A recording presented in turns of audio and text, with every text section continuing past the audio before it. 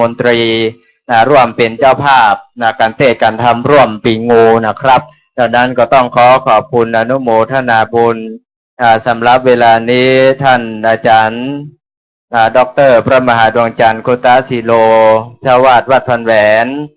ผู้อำนวยการมหาวิทยาลัยมหาจุฬาลงกรณราชวิทยาลัยวิทยาลัยเขตเชียงใหม่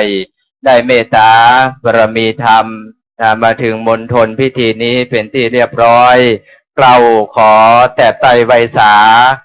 นิมนต์ท่านอาจารย์พระครูศิริปริยัตยานุศาสตร์นะครับหรือว่าท่านอาจารย์มหาดร.ดวงจันทร์โคตศิโลได้พบปะกับพระนิสิตแล้วก็คณะศรัทธาที่ได้มาฟังเทศน์ฟังธรรมวันนี้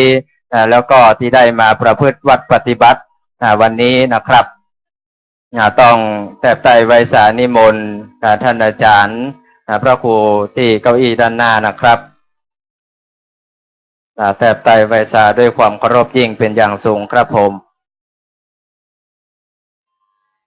ครับวันนี้ถือว่าระดับผู้บริหารท่านเป็นผู้อำนวยการวิทยาลัยสงฆ์นะครับได้โปรดเมตตามาพบปะพระนิสิตและก็ศรัทธาญาติโยมครับขอนิมนต์นะครับ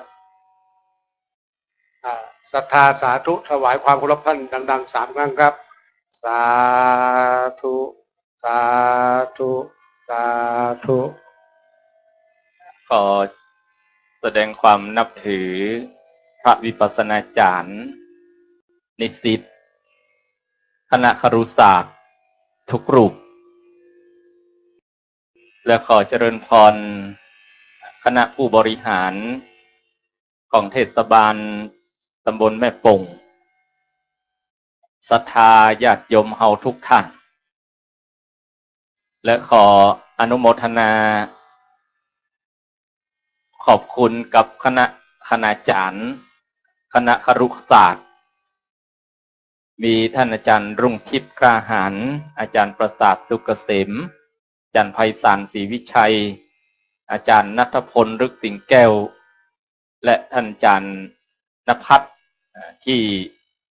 มาประจำอยู่สถานปฏิบัติธรรมของนิสิตคณะครุศาสตร์ณที่นี่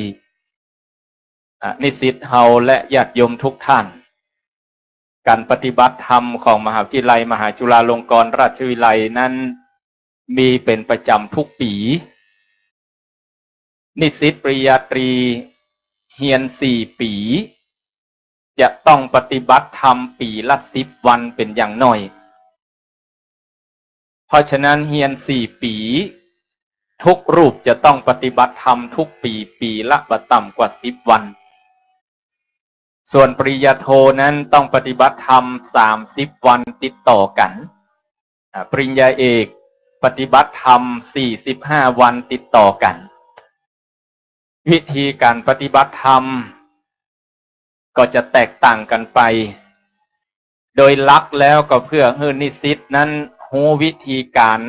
ในการปฏิบัติวิปัสสนากรรมฐานแต่สำหรับที่เทศบาลตำบลแม่ปงของคณะครุศาสตร์นี้เป็นการบูรณาการ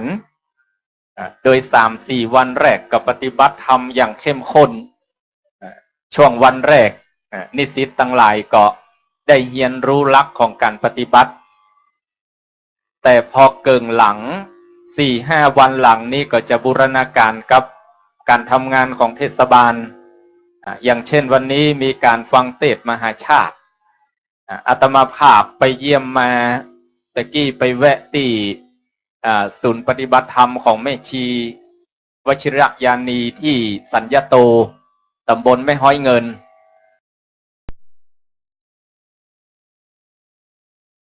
อย่างอี้เนอะมาตะกี้เนี่ยอาตมาลงรถตั้งหลังมีนิสิตกำลังตำส้มบกล้วยเตดอยู่อาตมาถามว่าสู่มาปฏิบัติธรรมกับว่ามาขายกล้วยส้มตำบอกว่าผมเป็นนิสิตรุ่นพี่แต่นิสิตรุ่นน้องก็ถือว่าปฏิบัติธรรมกว่ามือเนี่ยมาฟังเทศน์โดยศรัทธาคณะศรัทธาญาติโยมทั้งหลายมหาวิทยาลัยมหาจุฬาลงกรณราชวิทยาลัยวิเศษเชียงใหม่เฮานั้นเป็นมหาวิทยาลัยของคณะสงฆ์โดย เจ้าคณะจังหวัดทุกรูปทุกองค์จะต้องเป็นกรรมประธานสภาวิทยาเขตโดยตำแหน่งและปัจจุบันนี้คนดอยสะเก็ดเฮาเป็นรองอธิการบดีบริหารสูงสุดคนดอยสะเก็ดคือไผคือหลวงพ่อบ้านเดิมเปิ้นอยู่ที่เนี่ยตีม่องตนหลวงพ่อพระโสพล โสพลหรือว่าท่านจันเจ้าคุณพระเทพสิงหวราจารย์ซึ่งอยู่วัดพระสิงห์เป็นรองอธิการบดีซึ่งมอบหมายให้อาตมาภาพดูแลเรื่องการเรียนการสอนคือเป็นผู้อำนวยการวิทยาลัยสงฆ์แล้วก็มีคณาจารย์ที่สถาหันเนี่ย